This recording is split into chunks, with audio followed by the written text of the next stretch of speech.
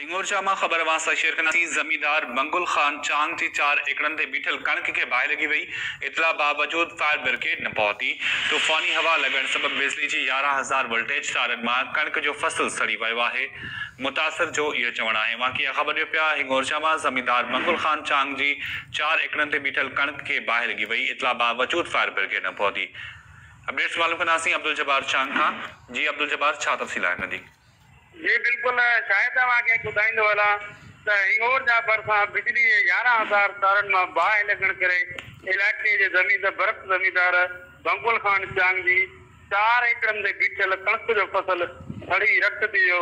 इतला बावजूद fire brigade सुस्ती जो मुज़ाहिरो कंदे हिन महिल अञा ताईं न आहे पहुची सघो। तेज़ तूफ़ानी हवाओ लॻण सबबि बिजली जे तारनि मां ओचितो बाहि लॻी हुई, जंहिंजे नतीजे में कणक जो फसल सड़ी रख थी वियो। लखें रुपयनि जो नुक़सान पिणु थियो आहे। जॾहिं त नवे ॻोठाणनि पहुची पंहिंजी मदद पाण तहत बाहि ते कंट्रोल करे वधीक कणक जे सड़ण खां बचाए वरितो आहे। जॾहिं त ॿिए पासे तव्हांखे ॿुधाईंदो हलां त उहो जेको हारी आहे उहो गाहूं कंदे कूकू कंदे बेहोश थी वियो।